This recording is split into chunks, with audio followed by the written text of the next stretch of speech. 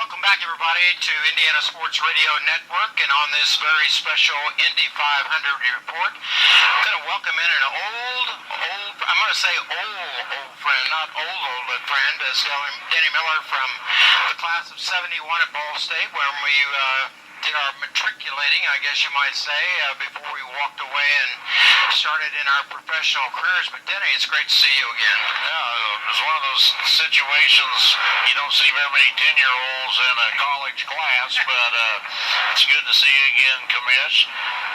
That was his nickname for one of the 7 commissioners, and he was the chairman of the FCC at Ball State Radio and TV department. I said we all have actual certificates of graduation.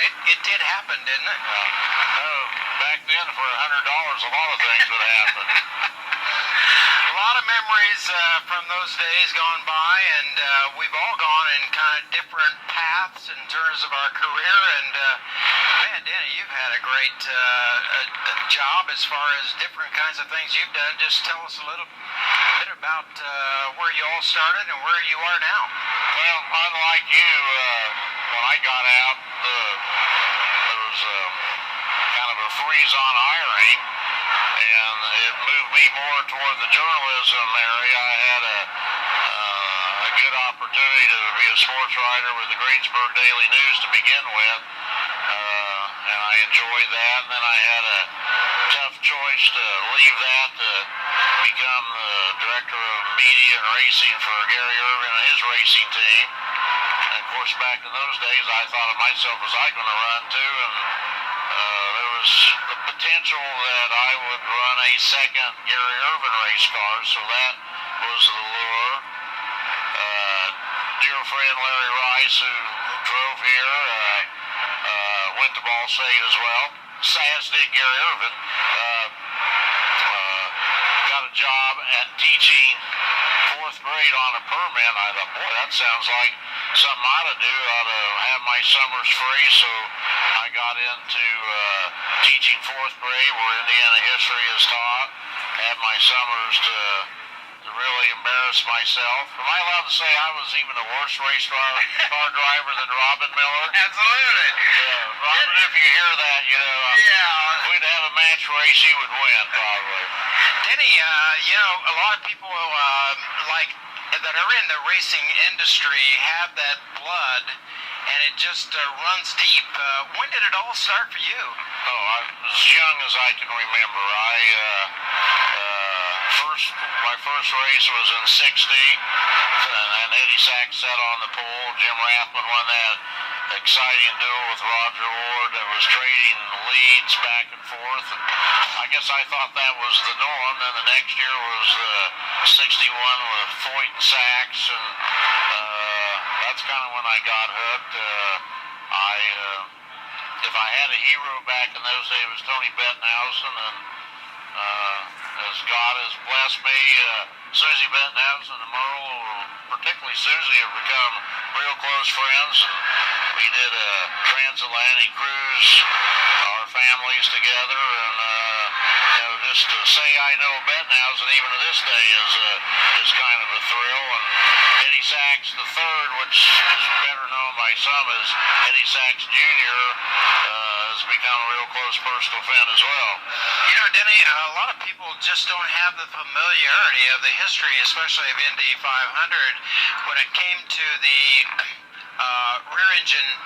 the front engine Oppenheisers, and then the switch that came, gradually to the rear engine.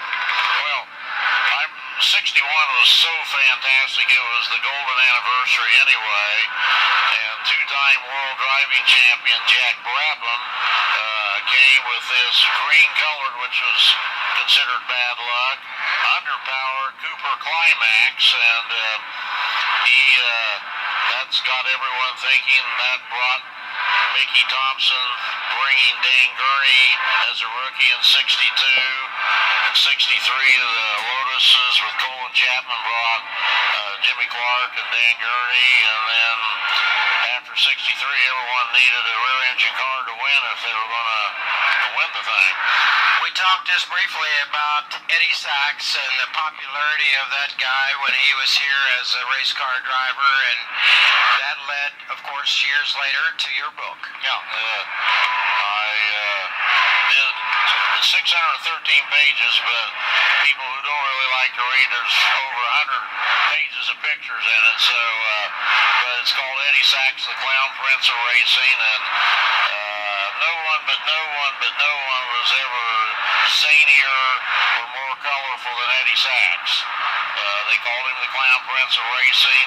He used to have a slogan, a saying that if you can't win, be spectacular, and even to the moment of his death, which was probably still by far the most spectacular accident ever, the day that he and Dave McDonald lost their lives in that big fire at the start of the 1964 Indy 500.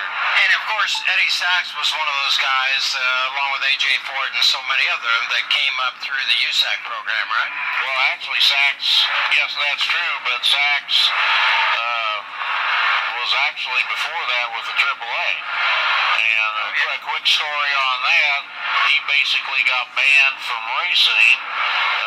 You have me on next year, and I'll go in more depth that it will take that on that. Okay. And he really got crosswise with Wilbur Shaw in the AAA. And Eddie's good fortune was that after the Le Mans wreck that killed 83 people, that led to the AAA pulling out, and they formed USAC, and kind of a new lease on life for Eddie Sachs. And also, Tony Holman liked Eddie Sachs. A lot of people, particular drivers, didn't like him because he was obnoxious, but the fans loved him. And Tony could spot a phony, and Eddie truly liked Mary and Tony and went out of the way. And then he also drove Mary Holman's sprint car, which was quite a popular car, a fast car, ran 54 and finished very close second to Pat O'Connor. But by the way, some people don't know, Sachs was probably the absolute worst race car driver ever, and by sheer determination, he made himself good. He didn't know the left front from the right rear, but didn't care. He would make the car work. So I think then you got Sachs, Robin Miller, and me is probably the all three worst race car drivers ever to drive. But Sachs goes on and should have won the 61. I'm smiling, by the way. I bet you are. I can see it. But he should have won the 61 Indy. He sat on the pole in 60 and 61. But a zany, colorful person, and it's people still have Eddie Sachs stories and want to tell them to me 50-some years later. By the way, this year's race is going to be May 28th, 2017. That will be the actual 90th birthday of Sachs.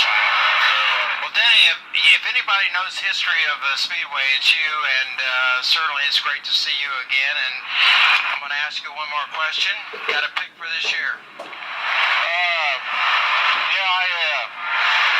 I'd probably go with willpower. It's hard to go against Sapinski. I think hopefully Alonso will show well to where it will be a renaissance like in the 60s when various Formula One drivers want to come back here and race again. And I think he's showing good. I think Marco would be a sentimental choice. But what's good now is that there's so many people that can win, whereas in the 50s there was only 2 or 3 that were going to really have a shot to win. So that makes race day that much more exciting. And you could have a Rossi surprise ending again, so people will be gambling, rolling the dice whether to pit or not pit, and but again, Scott Dixon might be the next 4-time winner, and he can rattle off 3 in a row, but I'm going to go with willpower. All right. Denny makes his home out in Redondo Beach, California, and he comes back for the race every year, not just for the race, but the entire race week. And so if you want to know something more about Denny Miller, go to Amazon.com where you can get a copy of your book. Yeah. And I think you'll find it sensational. All right. Thanks again for the visit. We'll talk to you later.